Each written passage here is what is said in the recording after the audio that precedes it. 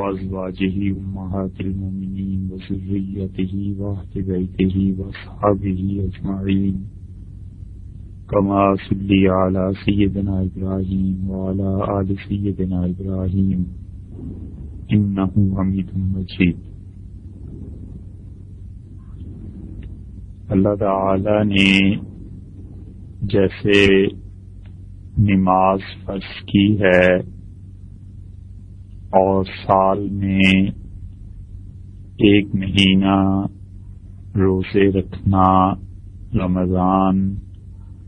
یہ فرض کیا ہے، اور پورے برس میں زکوٰۃ کو ایک مرتبہ فرض کیا ہے، اسی طرح شریعت کا ایک رکن اور فرض عین حج بھی ہے، اور اللہ تعالی نے اسے تمام عمر میں ایک مرتبہ ہر اس شخص پر فرض کیا جس کو اللہ نے اتنا مال دیا ہو کہ وہ اپنے وطن سے مکہ مکرمہ تک آنے جانے پر قدرت رکھتا ہو، اور جتنے عرصے تک وہ اپنے گھر سے غائب اور غیر حاضر رہے، اپنے اہل و عیال کے مصارف چھوڑ کر جائے اتنے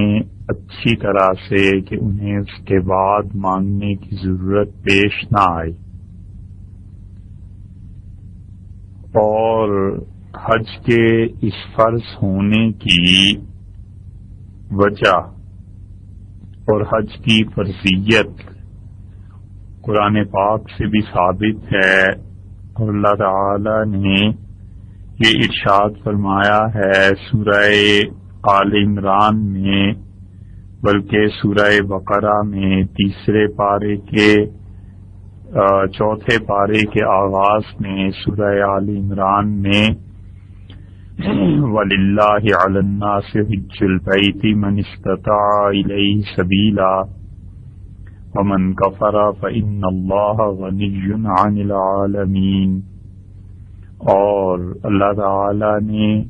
ضروری قرار دیا ہے لوگوں کے لیے کہ وہ بیت اللہ کا حج کریں اس شخص کے لیے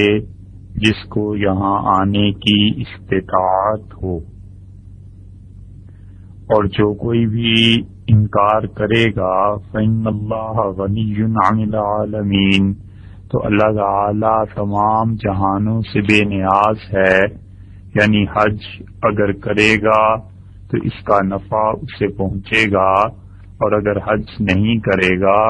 تو وہ اپنا ہی کچھ نقصان کرے گا، اللہ کا کوئی نقصان نہیں ہے۔ اس لیے اس آیت کریمہ میں حج کی فرضیت کے ساتھ ساتھ یعنی انسان کی نیت میں جتنا بھی اخلاص ہو شرط بیان کی ہے کہ اس انسان کی استطاعت ہونی چاہیے، اور جس شخص کی حج کی استطاعت نہیں ہے اس کو حج کرنا فرض بھی نہیں۔ یعنی کوئی آدمی اگر اس کی صحت اتنی اچھی نہیں ہے اور اسی طرح صحت اچھی ہے مگر مال اتنا نہیں ہے تو اس انسان کے لیے حج کرنا فرض بھی نہیں ہے۔ اور اسی لیے فقہا نے اس بات کو منع لکھا ہے کہ کوئی آدمی حج کے فضائل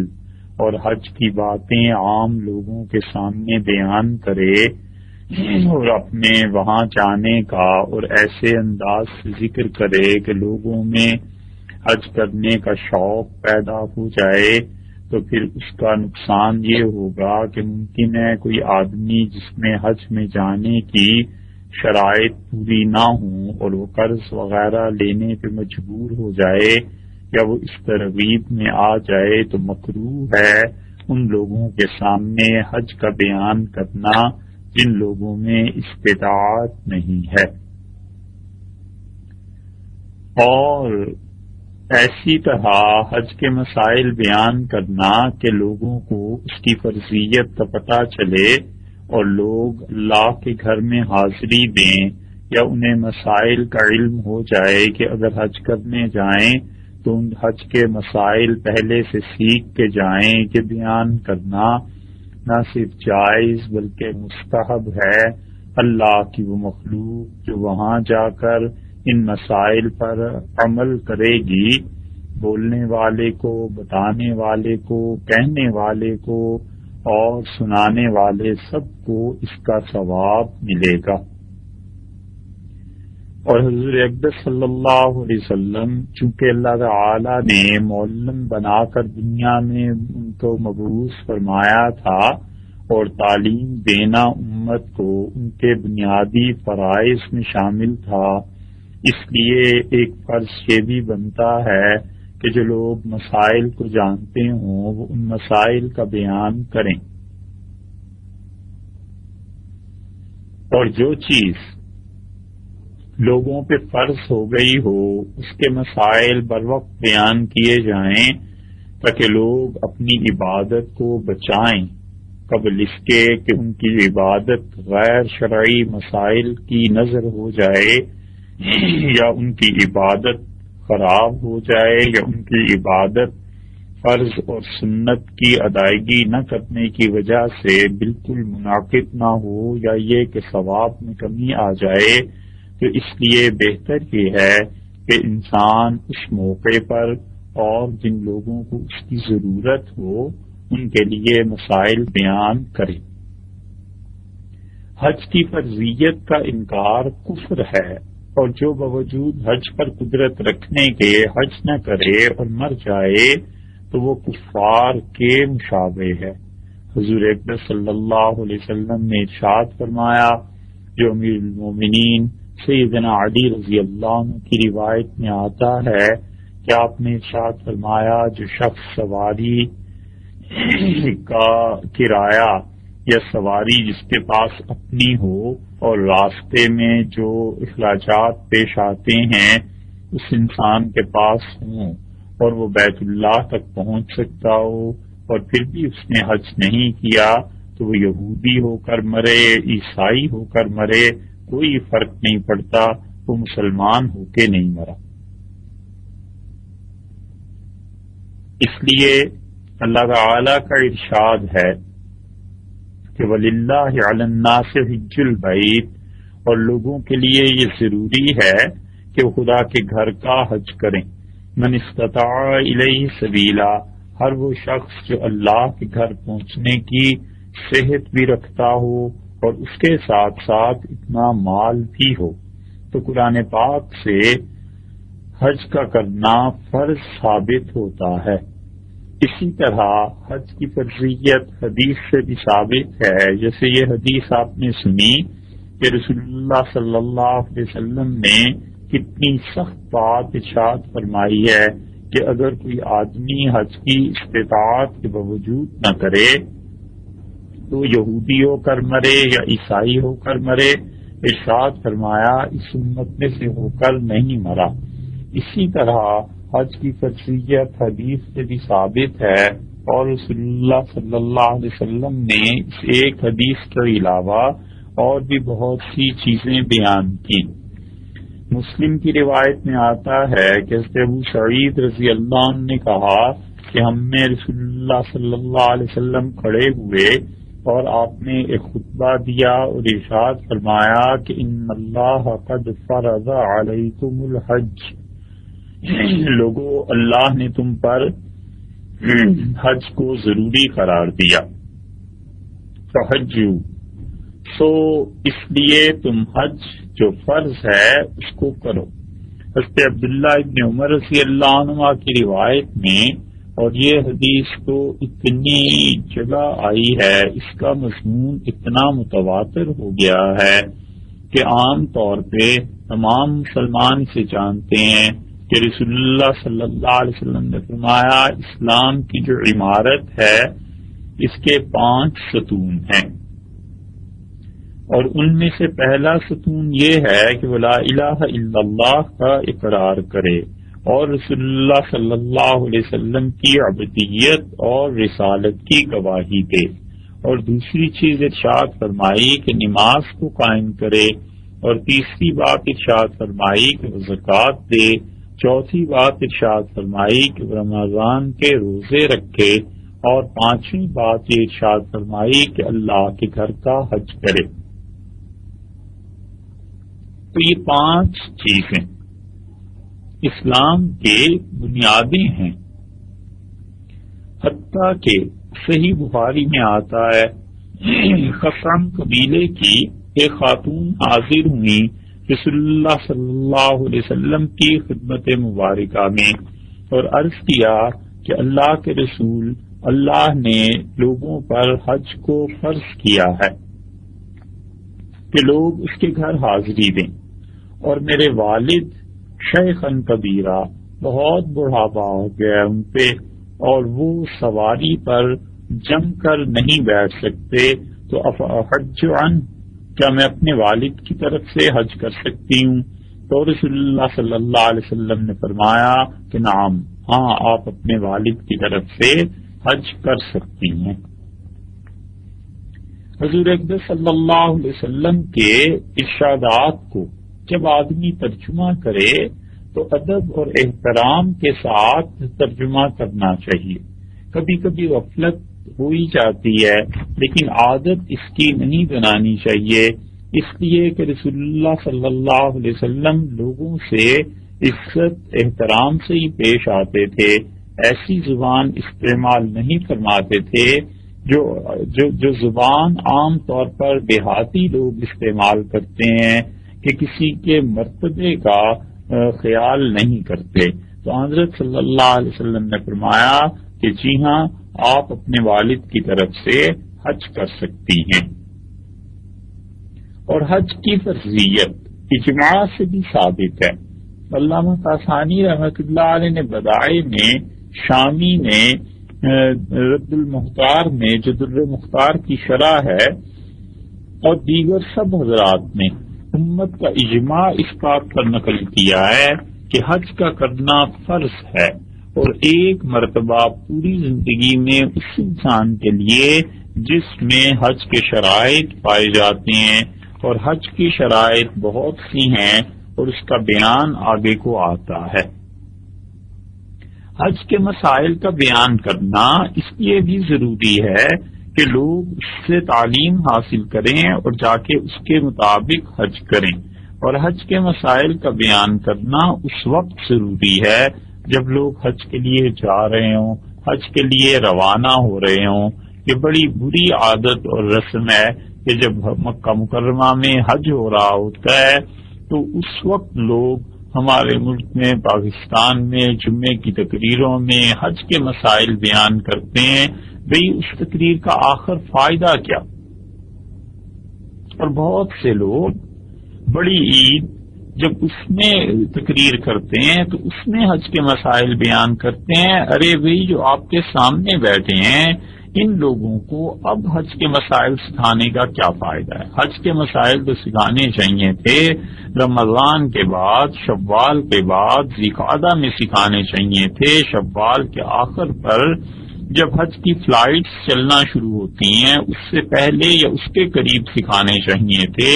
تاکہ لوگ حج کی تعلیم کو حاصل کرتے اور اس وہاں جا کر سنت کے مطابق اور جو کچھ حدیث شریف میں آیا ہے اس پہ عمل کرتے۔ حج کے مسائل اس وقت بیان کرتے ہیں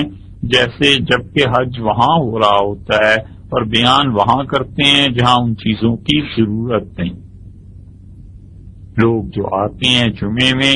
اور تقریر سنتے ہیں، چاہیے کہ انہیں علم کی باتیں بتائی جائیں، یہ چاہیے کہ ان لوگوں کو تعلیم دی جائے، یہ چاہیے کہ ان لوگوں کو روزمرہ زندگی کے مسائل سکھائے جائیں، اور یہ ممبر جو ہے رسول اللہ صلی اللہ علیہ وسلم کا، یہ لوگوں کی تربیت کرتا ہے، لوگوں کو ان کے فرائض اور لوگوں کو ان کے واجبات اور ان کی ضروریات اور جو حقوق ہیں لوگوں کو یہ بتاتا ہے کہ تم نے کیا کرنا ہے اور کیا نہیں کرنا۔ یہ ممبر اس لیے نہیں ہوا کرتے کہ لوگ یہاں پہ بیٹھ کے حالات حاضرہ پر تبصرہ کریں اور یہاں بیٹھ کے سیاست کے قصے بیان کریں، حتیٰ کہ سامعین جو سننے کے لیے آتے ہیں وہ اس شخص سے زیادہ سیاست کو کبھی کبھی سمجھ رہے ہوتے ہیں جو ممبر پر بیٹھا۔ ضرورت پیش آ جائے اس چیز کی، کوئی مذائقہ نہیں، یہ بھی دین کا ہی ایک حصہ ہے، ضرور کرنی چاہیے بات، مگر جب ضرورت پیش آ جائے اور سارا سال اس کی ضرورت پیش آتی رہے اور سال کے 48 جمعوں میں سے ایک جمعے میں بھی علم کی بات نہ ہو، تقویٰ کی بات نہ ہو، اور ایک جمعے میں بھی لوگوں کو تعلیم نہ دی جائے، تو یہ رسول اللہ صلی اللہ علیہ وسلم کے طرز عمل کے خلاف ہے۔ حضرت صلی اللہ علیہ وسلم کا یہ منبر اس لیے تھا کہ لوگوں کی تربیت ہوتی تھی اور لوگ اپنے روزمرہ زندگی کے مسائل کا حل یہاں آ کے سنتے تھے اور لوگوں کی گائیڈنس ہوتی تھی۔ سیاست میں جس طرح گائیڈ کرنے کے لیے اب یہ ممبر رہ گئے ہیں، اسی طرح لوگوں کی نماز کو گائیڈ کرنے کے لیے بھی ہونے چاہیے، ان کی زکوٰۃ کو صحیح مصرف پہ استعمال کرنے کے لیے بھی ہونے چاہیے، اسی طرح ان پہ اخلاقیات بھی سکھائی جانی چاہیے تاکہ لوگوں کے گھر سے حسد، کینہ، بغض اور خاص طور پہ خواتین میں یہ غیبت کا مرض ختم ہو جائے۔ یہ سب گناہوں کی جڑ اور اصل ہے، مگر افسوس ہے، اور افسوس کس بات پہ ہے آپ سب بھی جانتے ہیں جو سن رہے ہیں۔ سو حج، اس کے مسائل کا بیان کرنا یہ ضروری ہے اس وقت جب لوگ حج کے لیے جا رہے ہوں، تاکہ وہ حج کی شرائط اور ان چیزوں کو سمجھ سکیں اور اپنا حج سنت کے مطابق ادا کر سکیں۔ حج کی تاخیر اور اسے چھوڑ دینے کی بہت شدید وعید آئی ہے۔ حدیث میں آیا ہے کہ رسول اللہ صلی اللہ علیہ وسلم نے فرمایا، من اراد الحج، جس انسان پر حج فرض ہو جائے، فلیتعجل، اسے چاہیے کہ جلدی کرے حج کے لیے، یعنی جس سال فرض ہو جائے اسی سال حج کو کرنا چاہیے، اگر تاخیر کرے گا تو گناہ گار ہوگا۔ ہاں یہ ہو سکتا ہے کہ وہ انسان کسی ایسی وجہ سے تاخیر کر دے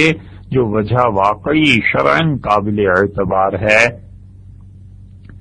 اور اگر اس نے ویسے ہی تاخیر کر دی بغیر کسی شرعی عذر کے، تو پھر جب وہ حج کرنے جائے گا تو انشاءاللہ اس حج سے اس کا گناہ اگر اللہ چاہے گا تو ثابت کر دے گا، اگر خدا چاہے گا تو معاف فرما دے گا۔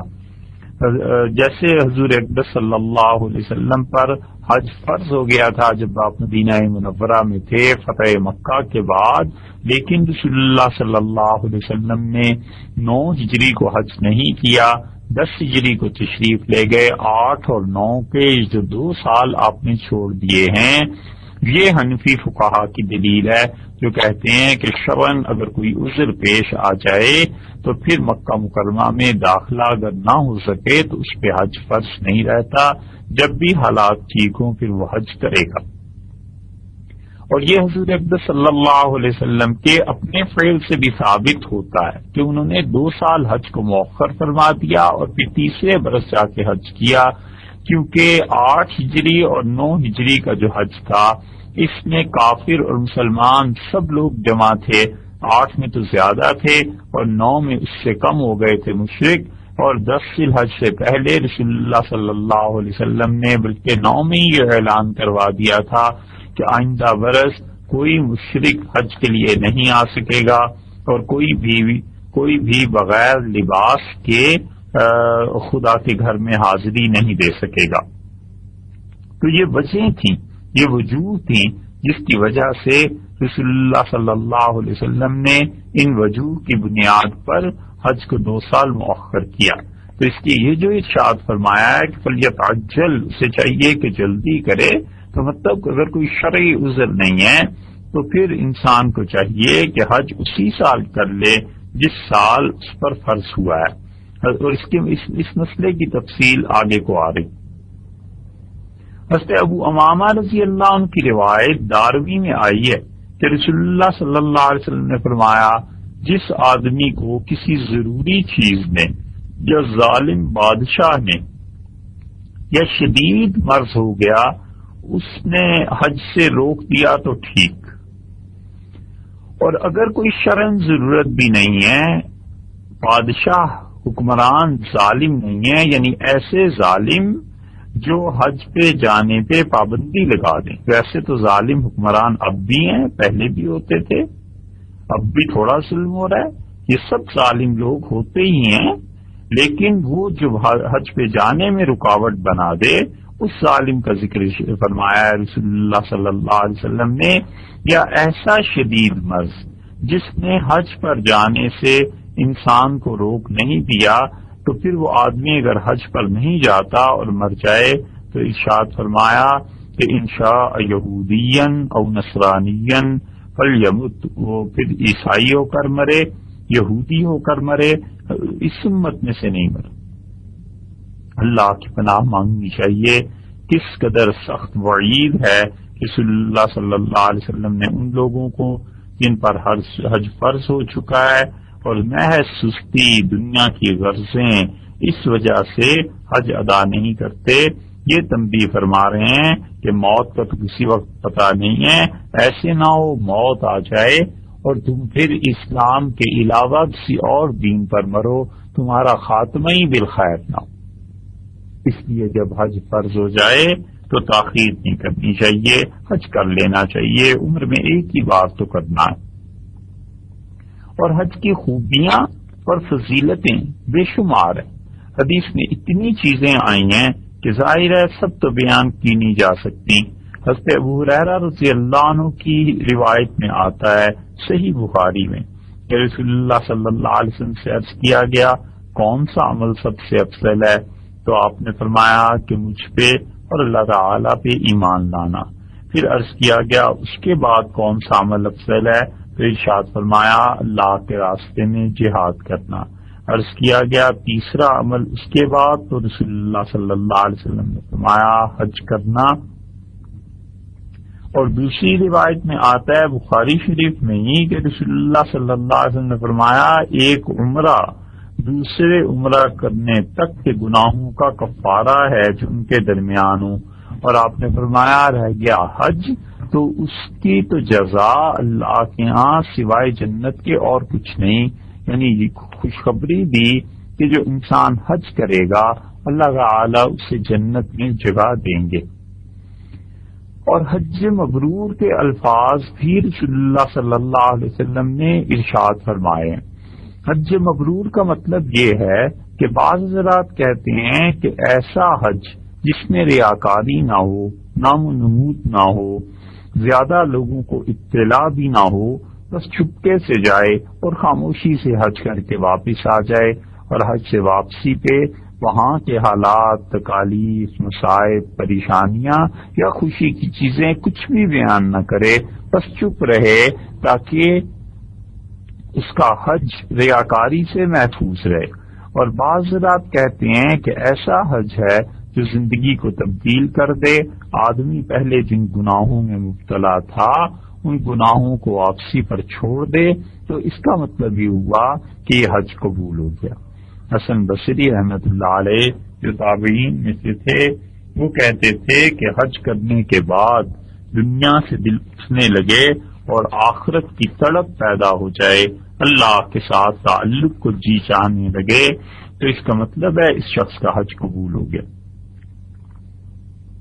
حضرت ابو ہریرہ رضی اللہ عنہ نے بھی فرمایا کہ رسول اللہ صلی اللہ علیہ وسلم ارشاد فرماتے تھے کہ جس شخص نے حج محض اللہ کے لیے کیا اور حج کے دوران ہر قسم کی گناہ کی باتوں سے اور فحاشی کی باتوں کا ذکر بھی زبان سے نہیں کیا اور گناہ سے محفوظ رہا، تو ایسے پاک ہو کر واپس آتا ہے جیسے وہ اس دن پاک تھا جس دن اس نے جنم لیا تھا. تو معلوم ہوتا ہے کہ احرام باندھنے کے بعد حج کی جو منع کردہ چیزیں ہیں ان سے اجتناب کیا جائے اور کوئی گناہ نہ کیا جائے، اور انسان کے سب گناہ معاف ہو جاتے ہیں سوائے حقوق العباد کے.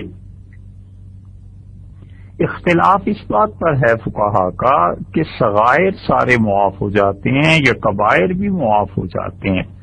تو وہ کہتے ہیں فقہا، بعض یہ تو خیر سب کہتے ہیں کہ صغیرہ گناہ تو سارے ہی معاف ہو جاتے ہیں حج سے، رہ گئے کبیرہ گناہ، تو کبیرہ گناہوں میں جو لوگوں کے حقوق ہیں، جیسے قرض کا دینا ہے، جیسے کسی کی زمین غصب کر لی، اس زمین کا واپس لوٹانا ہے، یہ چیزیں تو معاف نہیں ہوتی۔ زمین جس کی غصب کی ہے واپس دے گا، اور جس کا قرض ادا کرنا ہے وہ واپس دے گا۔ ہاں وہ حقوق جو اللہ کے اس نے ضائع کیے ہیں، غنیہ میں یہ آتا ہے کہ انشاءاللہ وہ چاہے کبائر ہی کیوں نہ ہوں، اللہ کے حق جو اس نے ضائع کیے ہیں وہ انشاءاللہ معاف ہو جائیں گے، اور اللہ سے ایسا ہی اس نے ظن رکھنا چاہیے کہ مالک اپنے حقوق کو حج کے بعد معاف فرما دے گا۔ اور حج یہ فریضہ ہے، اور رسول اللہ صلی اللہ علیہ وسلم نے جمع الفوائد میں یہ روایت آتی ہے، اسی لیے ارشاد فرمایا کہ جو حاجی سوار ہو کر حج کرتا ہے تو آپ نے فرمایا اس سواری کے قدم قدم پہ 70 نیکیاں لکھی جاتی ہیں۔ ہمارے زمانے میں تو سواریاں چلتی نہیں، ایسی جیسے جانور ہوتے ہیں، اور اب دور آ گیا جہازوں کا، اور اللہ کا شکر ہے گاڑیوں کا، اور اللہ ہی کا احسان ہے جس نے یہ دور اچھا دکھایا کہ انسان کا وقت بچ جاتا ہے، زیادہ خدا کو یاد کر سکتا ہے۔ تو اس لیے اس میں جتنی نیکیاں ہوتی ہوں گی اب اللہ ہی جانتے ہیں، مگر اس زمانے کے مطابق ارشاد فرمایا تھا کہ سواری کے ہر قدم پر 70 نیکیاں لکھی جاتی ہیں، اور جو پیدل حج کرتا ہے اس کے ہر قدم پہ 700 نیکیاں لکھی جاتی ہیں۔ اور صحابہ رضی اللہ عنہ نے پوچھا کہ اللہ کے رسول یہ حرم کی نیکی کتنی ہوتی ہے؟ تو آپ نے فرمایا کہ وہاں کی ایک نیکی 1,00,000 نیکیوں کے برابر ہوتی ہے۔ اس لیے اگر ممکن ہو اور صحت اجازت دے اور دقت نہ ہوتی ہو تو کم سے کم مینا وغیرہ تو پیدل ہی چلے جانا چاہیے۔ اس سے زیادہ انسان ہمت کر سکے تو عرفات پیدل چلا جائے، مزدلفہ پیدل چلا جائے، مگر کچھ نہ کچھ پیدل بھی چلے، تاکہ رسول اللہ صلی اللہ علیہ وسلم نے یہ جو بات ارشاد فرمائی ہے یہ بات اس پر عمل ہو سکے۔ بہت سے اللہ کے نیک بندے، مشائخ اور علماء کے متعلق لکھا ہے کہ جب وہ حرم شریف میں پہنچ جاتے تھے تو اپنے دوستوں کو، ساتھیوں کو لے کے وہ پیدل حج کیا کرتے تھے عرفات تک، اور لوگوں کو بتاتے تھے کہ ایک ایک قدم پہ 700 نیکیاں ملتی ہیں، اور حرم کی نیکی 1,00,000 کے برابر ہوتی ہے۔ اور اگر اتنا نہیں ہو سکتا تھا تو مینا پیدل چلا لیتے تھے، لوگوں کو 3-4 میل کا فاصلہ ہے تاکہ لوگوں کو نیکیاں ملیں اور اللہ کا قرب انہیں حاصل ہو۔ یہ فائدہ ہے اللہ کے اچھے بندوں کے ساتھ حج کرنے کا، ان کے ساتھ رہنے کا۔ اور اگر انسان تعلیم حاصل نہ کرے اور بغیر تعلیم کے چلا جائے تو بہت سی نیکیاں جنہیں بڑا آسان ہوتا ہے کرنا، وہاں پہ پہنچ کے ان سے غفلت ہو جاتی ہے اور وہ چیزیں نہیں ہو سکتی۔ تو حج جب فرض ہو جائے تو پھر تاخیر نہیں کرنی چاہیے، اللہ پہ بھروسہ کر کے سفر کا انتظام شروع کرے، اور جو چیزیں سفر میں معاون ثابت ہو سکتی ہیں ان چیزوں کو اپنے ساتھ رکھ لے۔ سب سے پہلی چیز حج میں نیت ہے کہ محض اللہ کی خوشی کی نیت کرے، اور اگر فرض حج ہے تو یہ نیت کرے کہ جو فرض اللہ نے میرے ذمہ ضروری قرار دیا ہے اس فرض کو پورا کرتا ہوں، اللہ کے حکم کی تعمیل کرتا ہوں، اور اللہ تعالی نے جو ارشاد فرمایا ہے کہ حج کرنا میرے لیے ضروری ہے اس پر عمل کرتا ہوں۔ اور سیر و سیاحت، تفریح کہ چلیے وہاں پہنچ کے آب و ہوا بدل جائے گی، بہت زیادہ بزنس کر لیا، اب کچھ دیر کے لیے تھوڑا سا ریسٹ مل جائے گا، یہ چیزیں بالکل نیت میں نہیں لانی چاہیے۔ اللہ اس بلا سے محفوظ رکھے۔ حدیث میں آیا ہے کہ انما الاعمال بالنیات، لوگوں کو ان کے اعمال کا ثواب ان کی نیتوں کے مطابق ملے گا۔ اور حضرت انس رضی اللہ عنہ کی روایت کنز العمال میں آئی ہے کہ یاتی علی الناس زمان، رسول اللہ صلی اللہ علیہ وسلم نے فرمایا میری امت پہ ایسا دور بھی آ جائے گا کہ تم دیکھو گے جن لوگوں کے پاس مال ہے وہ اس گھر میں حاضری دیں گے، حج کریں گے، ارشاد فرمایا سیر و سیاحت کے لیے اور تفریح کے لیے حج کریں گے۔ سیر و سیاحت کہیں اور گئے، یورپ میں، امریکہ میں، واپسی پہ حج کا بھی رکھ لیا، واپسی پہ عمرے کا بھی رکھ لیا۔ جان بوجھ کے یہاں سے یہ سوچ کر کے جانا کہ میں حج کے لیے یا عمرے کے لیے جا رہا ہوں، یہ فرض تو پہلے بھی ہو گیا ہے، چلو کچھ دن آرام مل جائے گا، خدا کی عبادت بھی ہو جائے گی اور ذہن سے یہ بوجھ بھی اتر جائے گا۔ اللہ ایسی مشترک نیتیں مشکل سے ہی قبول کرتا ہے۔ خالص اللہ کے لیے جانا چاہیے، سفر بھی اللہ ہی کے لیے ہونا چاہیے۔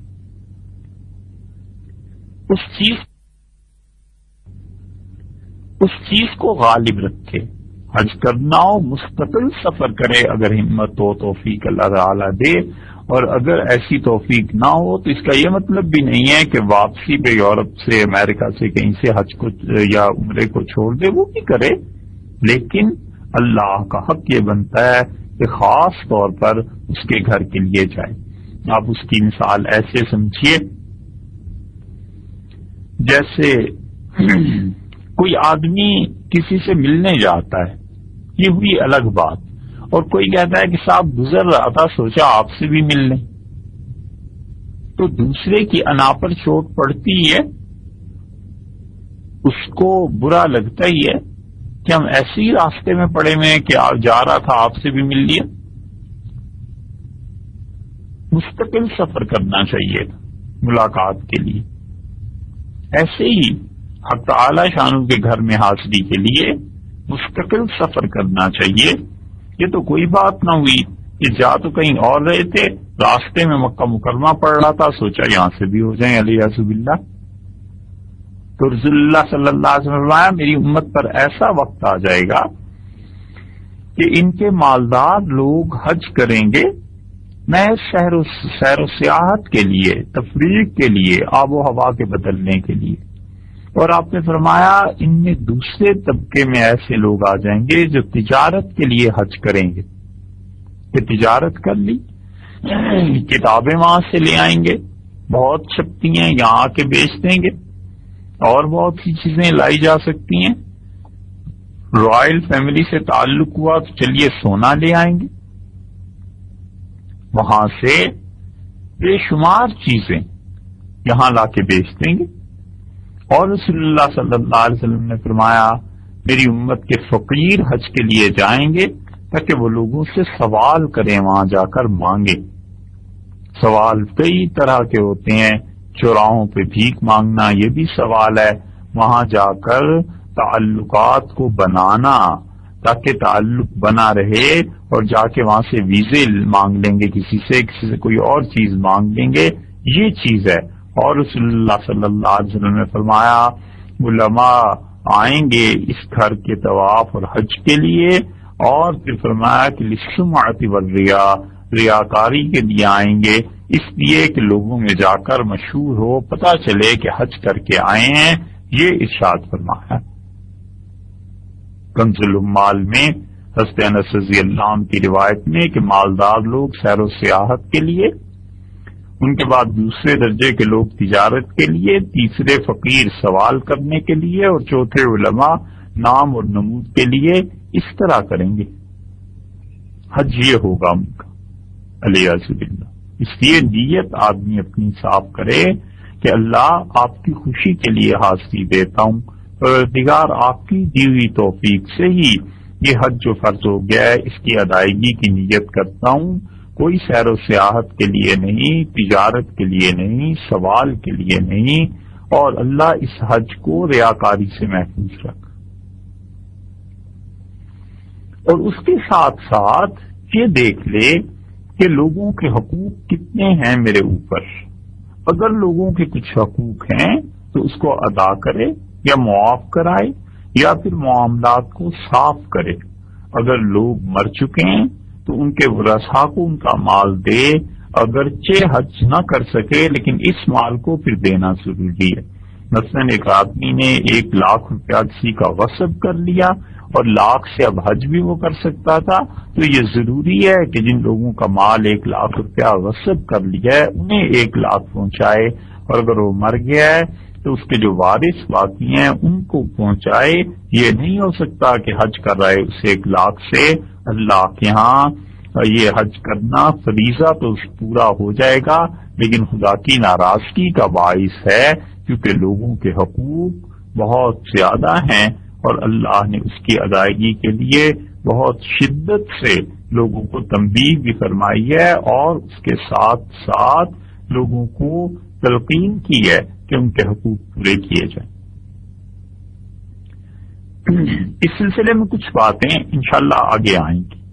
توبہ کا اس کے بعد توبہ کرے، اور توبہ کا طریقہ یہ ہے کہ اچھی طرح غسل کرے اور اللہ تعالی سے 2 رکعتیں پڑھ کر خدا سے معافی مانگے،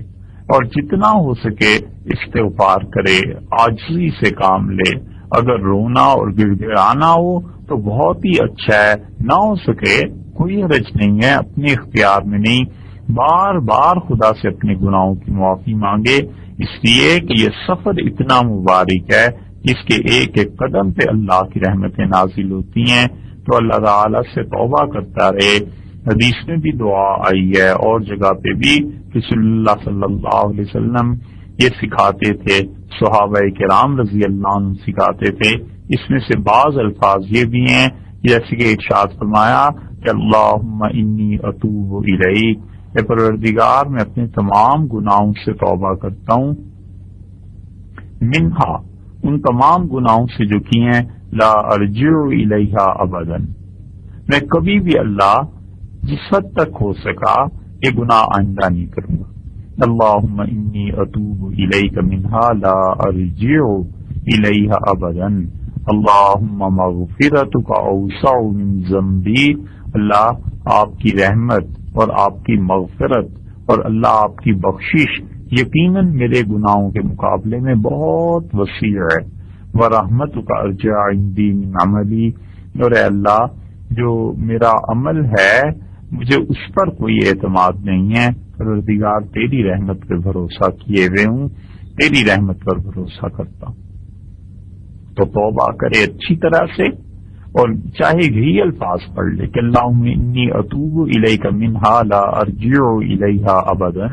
اللہم مغفرتک اوسع من ذنبی ورحمتک ارجع عندی من عملی. اس کے بعد اگر والدین زندہ ہیں تو ان سے سفر کی اجازت لینی چاہیے، اور ان کو خدمت کی ضرورت ہے تو بغیر ان کی اجازت کے جانا مکروہ ہے. اگر والدین کو ضرورت ہے اس کی خدمت کی، جسمانی خدمت کی، تو پھر جانا مکروہ ہے. اور اگر مالی خدمت کی ضرورت ہے تو پہلے ان کا حق بنتا ہے ان کو پیسے دے دے اتنے، اور بہن بھائی ہیں، پوتے پوتی ہیں، نواسے نواسی ہیں، کوئی بھی ہے وہ خدمت کرتے رہیں گے، اور اس میں پیسے دینے ہیں تو پیسے دے دے. اور اگر اس کو جسمانی طور پر رہنا چاہیے، ضروری ہے خدمت کے لیے، تو پھر ان کی خدمت کے لیے رکے. اور ہاں خدمت کی انہیں ضرورت ہی نہیں ہے سرے سے، تو پھر وہ اجازت نہ بھی دیں تو بھی فرض حج کر لینا چاہیے، کیونکہ فرض حج کرنا یہ زیادہ ضروری ہے بجائے ان کی اجازت کے. اللہ کا حق اس معاملے میں زیادہ بنتا ہے کیونکہ خدمت کی ضرورت نہیں. ممکن ہے انہیں شفقت کی وجہ سے روکیں کہ کہاں جاؤ گے، زندگی کا کچھ بھروسہ نہیں، تم آؤ ہم زندہ ہوں نہ ہوں. تو ایسی حالت اگر نہ ہو زندگی موت کی تو پھر ان کی اجازت کے بغیر بھی جانا درست ہے، اگر ایسی حالت ہے تو پھر بھی ان کی اجازت سے جانا درست ہے. والد یا والدہ بہت شدید بیمار ہوں اور اجازت دے دیں، اور خاص طور پہ اس وقت جب کوئی آدمی اکیلا نہ جا رہا ہو اور ساتھ اس کے ایسے لوگ مل جائیں جن کا حج فرض ہے، تو پھر اس انسان کی ذمہ داری بڑھ جاتی ہے. والدین سے اجازت لے کر پھر جانا چاہیے۔ اور دوسری چیز یہ ہے کہ بیوی بچے اور وہ لوگ جن کا خرچہ اس کے ذمے واپس ہے ضروری ہے، اگر اتنا خرچہ انہیں دے دے کہ اس کی واپسی تک مثلا سے 1 مہینہ رہنا ہے، یا آج کل جیسے 40 دن ہوتے ہیں، تو ان 40 دنوں میں یہ اپنے اخراجات وغیرہ سب آرام سے کھاتے پیتے رہیں گے، کسی سے مانگنے کی ضرورت نہیں ہے، تو پھر ان لوگوں سے بھی اجازت کی ضرورت نہیں۔ اور اگر پیسہ کم ہو، خرچہ کم ہو، فرض کیجئے گھر والوں کو 10,000 کی ضرورت پیش آتی ہے ان 40 دنوں میں، اور یہ ان کے پاس 8,000 چھوڑ کر جا رہا ہے، تو ان کی اجازت بھی ضروری ہے۔ اہلیہ سے، بیوی سے اجازت لے لینی چاہیے کہ میں اتنے دن کے لیے جاتا ہوں، اتنا پیسہ ہے اور یہ بظاہر کم پڑ سکتا ہے، لیکن آپ کی اجازت ہو تو جاؤں اور اجازت ہو تو نہ جاؤں۔ بیوی سے بھی اجازت لینا ضروری ہے۔ بالغ بچے ہیں، ان سے بھی اجازت لینا ضروری ہے۔ وجہ اس کی یہ ہے کہ اگر ان بچوں کا، بالغ بچے ہیں، اگر ان کا خرچہ، اور بیوی کا تو ہر حال میں خرچہ شوہر کے ذمے چکے آتا ہے، اس لیے ان سے اجازت لینا ضروری ہے۔ بیوی کا مقام اللہ نے بتایا ہے، بیوی زندگی میں برابر کی شریک ہے۔ اس قوم کی قسمت اور اس قوم کی زبان پہ ماتم کرنا چاہیے جن کے ہاں کہتے ہیں کہ بیوی کا کیا، پاؤں کی جوتی ہے جب چاہی بدل لی۔ الیاذ باللہ، الیاذ باللہ۔ اس بات پر جتنے جوتے قیامت میں پڑیں اتنے ہی کم ہیں۔ بڑے حق اللہ نے رکھے ہیں بیوی کے شوہر پر، اور شوہر کے بیوی پہ اس کے نان و نفقہ کا اگر پورا بندوبست نہیں کیا، کچھ پیسہ کم ہے، نہیں پورا ہو سکتا، تو بیوی سے اجازت لینی چاہیے کہ آپ ان 10,000 کی بجائے 8 چھوڑ کے جا رہا ہوں، آپ گزارا کر لیں گی، آپ اطمینان کر لیں، کچھ چیزوں کی قربانی دیں تو میں حج کر رہا ہوں۔ وہ اجازت دے تب جائے، اور اگر وہ اجازت نہ دیں تو بغیر ان کی اجازت کے جانا مکروہ ہے۔ تیسری چیز امانتیں ہیں اور وصیتیں ہیں کہ ان امانتوں کو لوگوں کی، اگر امانتیں کچھ رکھی ہیں تو ان چیزوں کو لکھ دے اور ان چیزوں کے لیے طے کر لے۔ اور یہ ساری چیزیں زیادہ زور تو امانتوں کے معاملے میں قدیم فقہا دیتے ہیں، زور زیادہ، کیونکہ اس زمانے میں بڑا وقت لگ جاتا تھا۔ ہمارے زمانے میں بھی بہرحال امانتوں کو ویسے بھی لکھ کے رکھ دینا چاہیے، اس لیے کہ آدمی کا پتہ نہیں کس لمحے کوئی ایسا حادثہ پیش آ جائے تو بعد والے اس چیز پہ جھگڑتے نہ رہیں۔ اور استخارہ بھی کرنا چاہیے کہ اے پروردگار حج کے لیے کس تاریخ کو جاؤں۔ 2 چیزیں ہیں، ایک تو ہے حج فرض، اور فرض حج کے لیے یہ استخارہ کرنا چاہیے کہ اللہ کس تاریخ کو جاؤں، کن کن لوگوں کے ساتھ جاؤں، گروپ کون سا جوائن کروں۔ یہ چیزیں ہیں جو استخارے کی ہیں، اللہ سے مانگتا رہے کہ اللہ تعالی خیر اس کے مقدر میں فرمائے۔ اور دوسری چیز ہے نفل حج۔ تو حج جب نفل ہو تو پھر حج کے لیے بھی استخارہ کرے کہ یہ حج کروں بھی یا نہ کروں۔ دونوں میں فرق آپ سمجھیں۔ اگر فرض حج ہے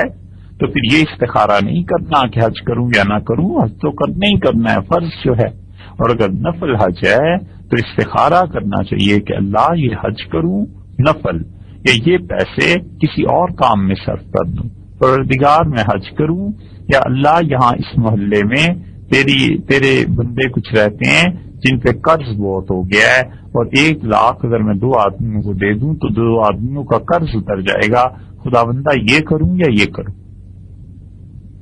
یوں استخارہ کرنا چاہیے۔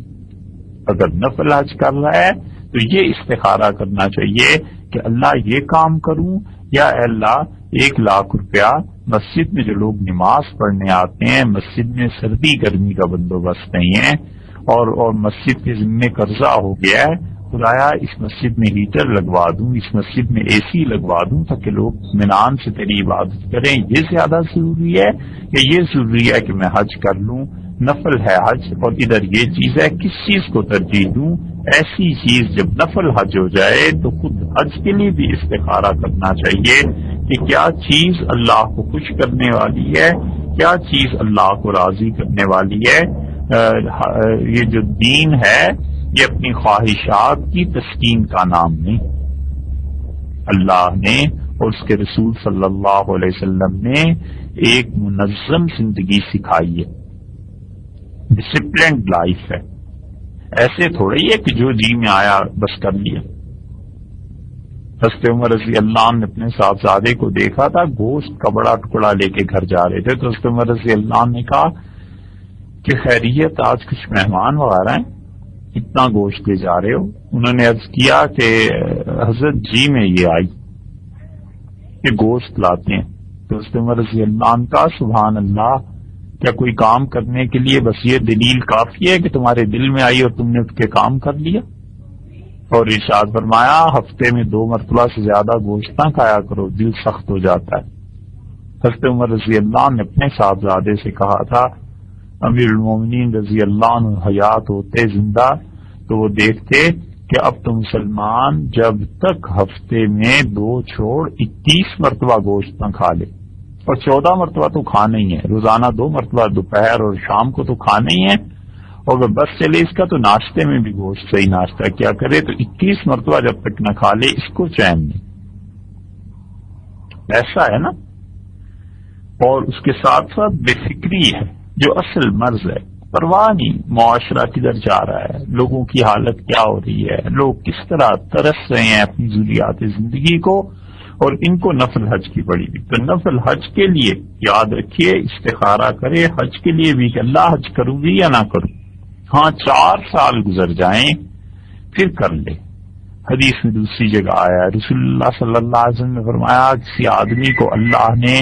توفیق دی ہے حج کی اور 4 سال گزر گئے حج کے بعد وہ ہمارے گھر نہیں آیا تو اس نے ہم سے بے وفائی کی، تو 4 سال بعد پھر اس حدیث پہ عمل کر لے چلا جائے۔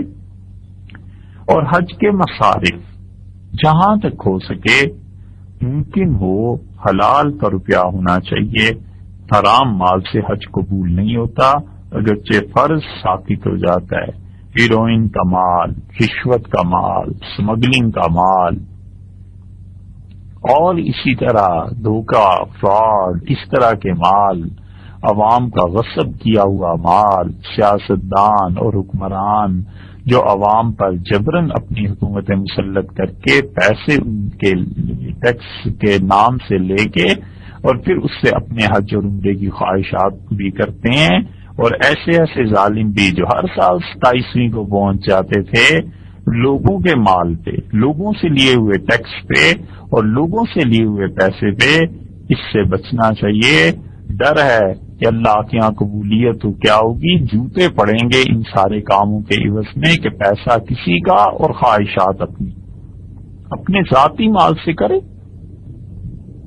عوام کے مال کو کیوں استعمال کرتا ہے؟ اس لیے جہاں تک ہو سکے حلال کا پیسہ ہونا چاہیے، اور اگر مال مشتبہ ہے تو پھر انسان کو چاہیے کہ قرض پہ حج کر لے اور قرض میں وہ مشتبہ مال اپنا واپس دینے میں استعمال کر لے۔ ایک اور ضروری چیز یہ ہے کہ حج میں کوشش کرے کہ کوئی اللہ کا اچھا بندہ اس کا ساتھ ہو جائے جو حج کے مسائل سے واقف ہو، اور اس میں بڑی سہولت ہوتی ہے، اور کوئی عالم بعمل مل جائے تو پھر تو کہنے ہی کیا، انسان آسانی سے حج کر لیتا ہے۔ اور حج میں اگر رفاقت رشتہ داروں کے علاوہ دوسرے لوگوں کی ہو تو زیادہ اچھا ہے۔ وجہ اس کی یہ فقہا نے لکھی کہ رشتہ داروں کے ساتھ حج کرے گا، کہیں لڑائی کی بات آ گئی، کہیں غصے کی بات آ گئی تو وہ قطع تعلق ہو سکتا ہے، قطع رحمی ہو سکتی ہے، رشتہ داری کے حقوق ہیں وہ ضائع ہو سکتے ہیں۔ تو اس سفر میں یہ گناہ کرنا بہت ہی بڑا گناہ ہو جائے گا۔ اور کوئی اجنبی ہے جس کے ساتھ رشتہ داری کو کوئی تعلق ہی نہیں ہے تو اس سے تو تعلق ہٹا دینا بھی آسان ہے، الگ ہونا بھی آسان ہے، کوئی رشتہ داری تو ہے نہیں۔ تو اس لیے اگر ممکن ہو تو رشتہ داری کے بجائے غیر کا تعلق زیادہ اچھا ہے، اور اگر رشتہ داری ہو اور اسے نبھا سکے تو پھر تو سبحان اللہ کیا کہنے، وہ دگنا ثواب ہے۔ تو اپنی رشتے داری کا بھی ثواب، قرابت کا بھی ثواب، تعلق کا بھی ثواب، اور اپنے آپ کو برداشت کرنا غصے کو اور ایسے موقعوں کو آنے ہی نہ دینا، اور اگر آ جائیں تو ان میں خاموش رہنا، یہ حج کے آداب میں سے۔ اسی طرح حج کے مسائل بھی سیکھنے چاہیے۔ حج کے مسائل کے لیے کسی معتبر عالم سے پوچھ لینا چاہیے، کوئی معتبر کتاب ہو اس کو ساتھ رکھنا چاہیے، اور جو چیزیں انسان کی سمجھ میں نہ آئیں وہ چیزیں چاہیے کہ کسی سے پوچھ لے۔ معلم الحجاج کے نام سے مفتی سعید احمد صاحب رحمۃ اللہ علیہ نے ایک کتاب لکھی ہے، بڑے قابل مفتی تھے، اور حج کے مسائل میں اللہ نے بڑا بڑا ملکہ انہیں دیا تھا۔ مفتی سعید احمد صاحب رحمۃ اللہ علیہ مظاہر العلوم سہارنپور کے مفتی تھے، اور خدا نے بڑا انہیں کمال دیا تھا حج کے مسائل پہ۔ ان کی ایک کتاب ہے معلم الحجاج، اگرچہ وہ پڑھنے میں مشکل ہے لیکن اس کے لیے ہم کہتے ہیں کہ ہو سکے تو وہ ساتھ رکھ لینی چاہیے، اور ہو سکے تو کسی صاحب علم سے تھوڑی تھوڑی کر کے پڑھ بھی لینی چاہیے، کہ اس میں حج کے مسائل بہت اچھے طریقے پر بیان کیے گئے ہیں۔ سفر کی ابتدا اب تو اپنے بس میں رہا ہی نہیں، کیونکہ بکنگ ہو جاتی ہے، یہ چیزیں ہو جاتی ہیں، لیکن اگر کسی انسان کے اپنے اختیار میں ہو تو حج کا سفر رسول اللہ صلی اللہ علیہ وسلم نے مدینہ منورہ سے جمعرات کے دن شروع کیا تھا، اور حضور اقدس صلی اللہ علیہ وسلم عام طور پر جمعرات کے دن ہی سفر کو شروع فرماتے تھے۔ جمعرات ہی کے دن سفر مبارک کا آغاز ہوتا تھا، تو اگر جمعرات کو نہ ہو سکے تو پیر کی صبح سے سفر شروع کیا جائے، یا پھر نماز جمعہ کے بعد سفر شروع کیا جائے، لیکن اب یہ چیزیں اپنے اختیار کی ہیں نہیں، اور یہ چیزیں اب تو حکومتی سطح پہ ہوتی ہیں کہ جیسے جہاز کی بکنگ ہو جائے، مگر ہو سکے تو پھر بھی یہ چیزیں کرنی بہتر ہیں۔ اور اسی طرح جس سواری پر جانا ہے بہتر سے بہتر تلاش کرنی چاہیے، بہتر سے بہتر ہونی چاہیے، تاکہ آرام سے جائے اور آرام سے آئے۔ اور اگر اللہ تعالی نے حج فرض کیا ہے اور گنجائش ہے فرسٹ کلاس میں جانے کی، فرسٹ کلاس میں جانا چاہیے۔ اللہ کی راہ میں پیسے بھی خرچ کرے، حوصلے سے خرچ کرے، دل کھول کے خرچ کرے، اور اطمینان سے سفر کرے، تاکہ کسی قسم کی پریشانی اٹھانے کی بجائے اللہ کی عبادت میں دل لگ جائے، اور اللہ تعالی کی عبادت میں اس کی اطاعت میں وقت صرف ہو۔ خام خواہ پیسے بچا کے اپنے ذمے مصیبت کو لینا یہ اچھا نہیں ہے، وگرنہ ایسے بھی ہوتا ہے کہ حج میں غصہ آتا ہے اور آدمی لڑ پڑتا ہے کسی سے، اور کیا کرایا بھی اکارت ہو سکتا ہے، علیہ باللہ، خدا اپنی پناہ میں رکھے۔ اسی طرح جب گھر سے نکلنا ہو تو پھر چاہیے کہ وہ دعا مانگ لے جو رسول اللہ صلی اللہ علیہ وسلم عام طور پر سفر کی حالت میں مانگا کرتے تھے۔ فقہا نے اس دعا کو لکھا ہے، وہ دعا اس میں انہوں نے الفاظ وہ بھی شامل کر دیے ہیں جو حج اور عمرے کے لیے ہیں، اور وہ جو الفاظ رسول اللہ صلی اللہ علیہ وسلم کے تھے اصل میں وہ بھی شامل کر دیے ہیں۔ اس لیے اگر ممکن ہو تو عربی میں یا اپنی زبان میں اس دعا کو مانگ لینا چاہیے۔ اگر بالکل یاد نہ ہو دعا کوئی حرج نہیں ہے، اپنی زبان اپنے الفاظ استعمال کر لے۔ حدیث میں آیا ہے کہ رسول اللہ صلی اللہ علیہ وسلم جب سفر شروع فرماتے تھے طویل تو یہ دعا فرماتے تھے، اللہم انت الصاحب فی السفر، کہ پروردگار اس سفر میں تو ہی میرا دوست، تو ہی میرا نگران ہے، وانت الخلیفۃ فی الاہل والمال، اور اللہ میں اپنے مال کو اور اپنے گھر والوں کو جو چھوڑ کے جا رہا ہوں میرے بعد پروردگار تو ہی ان کا محافظ ہے۔ اللہم انا نسألک فی مسیرنا ھذا البر والتقوی، اور اللہ ہم لوگ اپنے اس سفر میں تجھ سے دعا مانگتے ہیں کہ ہمیں نیکی کی توفیق دے، اور اے پروردگار تقوی یہ ہمارے ساتھ رہے، اور تقوی کی باتوں پہ عمل کرتے رہیں، ومن العمل ما تحب وترضى، اور اللہ ایسے عمل کرتے رہیں جس سے آپ کی محبت اور اللہ آپ کی رضا، آپ کی خوشی ہمیں نصیب ہو۔ اللہم انا نسألک ان تطوی لنا الارض، اے پروردگار ہم اس بات کی بھی دعا مانگتے ہیں کہ تطوی لنا الارض، زمین ہمارے لیے لپیٹ دے، یعنی یہ سفر سہولت سے اور جلدی طے ہو جائے، وتہون علینا السفر، اور اللہ اس سفر کو ہمارے لیے آسان ہلکا بنا دے، کوئی دشواری پیش نہ آئے، وترزقنا فی سفرنا ھذا السلامۃ فی العقل والدین والبدن والمال والولد، اے پروردگار ہمیں توفیق دے کہ اس سفر کو ہم سلامتی کے ساتھ کر سکیں، ہماری عقل بھی قائم رہے، دین پر عمل بھی رہے، ہمارا جسم بھی درست رہے، صحت رہے، اور اے اللہ مال جو اس سفر میں پیسے ساتھ لے کے جا رہے ہیں اس کی بھی تو حفاظت کر، والولد، اور اے اللہ ہماری اولادوں کی بھی اور خاندان کی حفاظت فرما،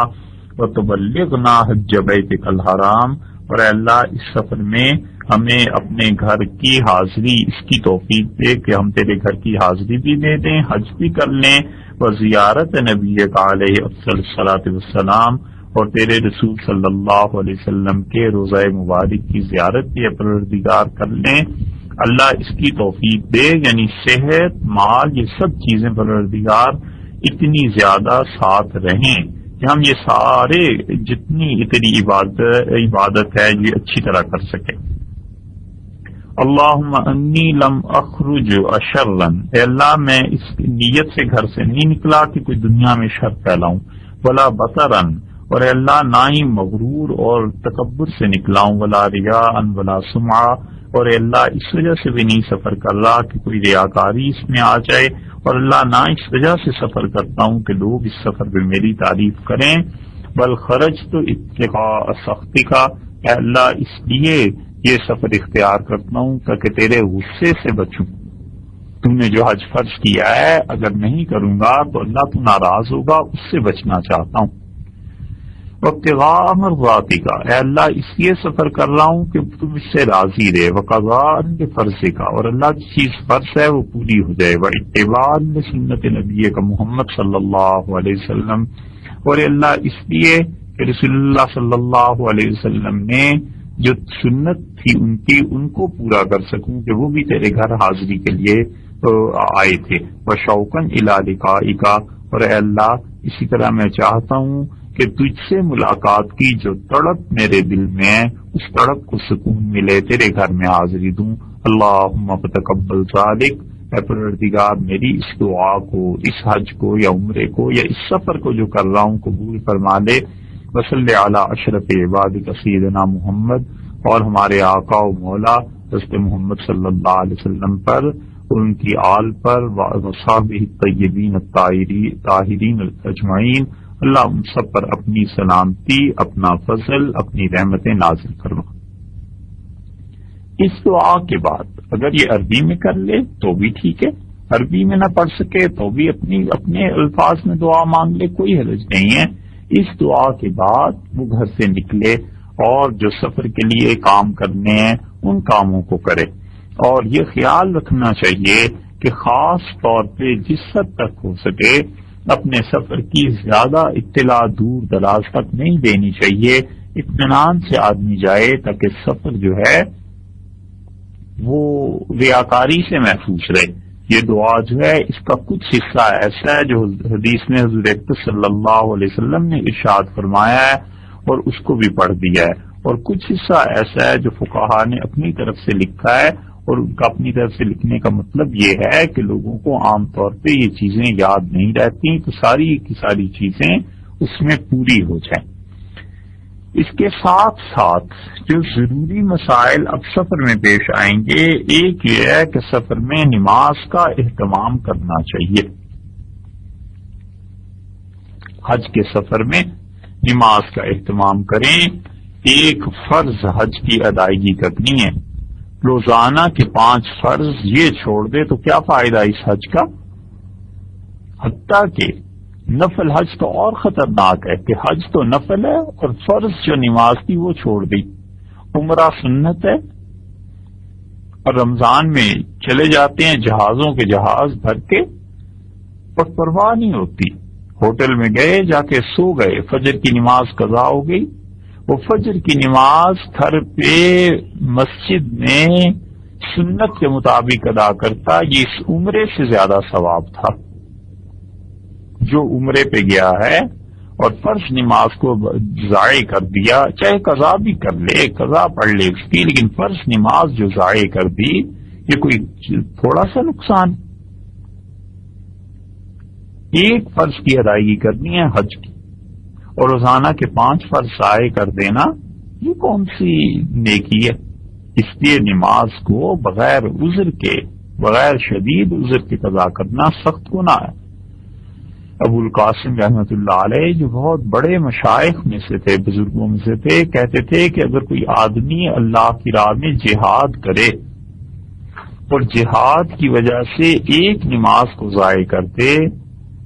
تو وہ کہتے تھے کہ اس نماز کی قضا جو ہے نا وہ کیسے ہو سکتی ہے؟ وہ کہتے تھے 100 مرتبہ جہاد پھر کرے تو جا کر کہیں ایک نماز کا ثواب جس نے ضائع کر دیا پھر ملے گا، قضا بھی پڑھے اور 100 جہاد کرے تب جا کر نماز پوری ہو ایک۔ سمجھانے کو کہتے تھے، مطلب یہ کہ 100 مرتبہ جہاد کا کرنا اتنا ثواب نہیں دلاتا جتنا انسان کا فرض نماز کا اہتمام یہ ثواب دلاتا ہے۔ تو اس لیے بہت مرتبہ ایسے ہوتا ہے کہ حاجی چلے جاتے ہیں اور بہت سے لوگ فجر میں سوئے پڑے ہوتے ہیں اور مکہ مکرمہ میں پہنچ گئے، یا راستے میں جہاز ہے، رات کو چل رہا ہے جہاز اور صبح جدہ پہنچا، فرض نماز اگر ضائع ہو رہی ہے تو انہیں پرواہ نہیں ہوتی کہ جی قضا کر لیں گے، یہ کوئی تھوڑا سا گناہ ہے؟ اللہ کے ہاں اس کی پوچھ ہے۔ تو اس لیے یہ ابھی آتی رہے گی بات نماز پہ، سفر میں نماز کے لیے اہتمام کرنا چاہیے، اور خاص طور پہ اگر نفل حج ہے تو بہت ہی زیادہ اہتمام کرنا چاہیے، کیونکہ نفل حج کا ثواب کم ہے، ایک وقت کی بھی فرض نماز سے نفل حج کا ثواب کم۔ شریعت میں حکم یہ ہے کہ سفر، ظاہر ہے کہ یہ تو سفر ہے ہی ہے، پاکستان سے، ہندوستان سے، کسی بھی دنیا کے ملک سے جو دوسرے ملک میں جائے گا تو یقینی بات ہے کہ 48 میل سے زیادہ یا 52 میل سے زیادہ یا 80 کلومیٹر سے زیادہ ہی سفر ہو جاتا ہے، تو بہرحال وہ تو سفر ہے ہی۔ اس سفر میں ظہر، عصر اور عشاء کو پورا نہ پڑھے یہ گناہ ہے۔ ظہر کی بھی 2 رکعتیں ہو جائیں گی، عصر کی بھی اور عشاء کی بھی۔ ہاں البتہ کہیں قیام ہے، اطمینان ہے، جس فرض کیجیے دبئی گیا، کویت گیا، کہیں اور گیا اور وہاں 2-4 دن ٹھہر کے پھر اس کے بعد نیکسٹ فلائٹ پہ وہ جا رہا ہے حج کے لیے، تو اگر اطمینان اپنے گھر جیسا ہو جائے، کسی ہوٹل میں ٹھہرنا ہے تو وہاں پر سنتیں بھی پڑھنی چاہیے، لیکن فرض پھر بھی آدھے ہی رہیں گے۔ فرض 2،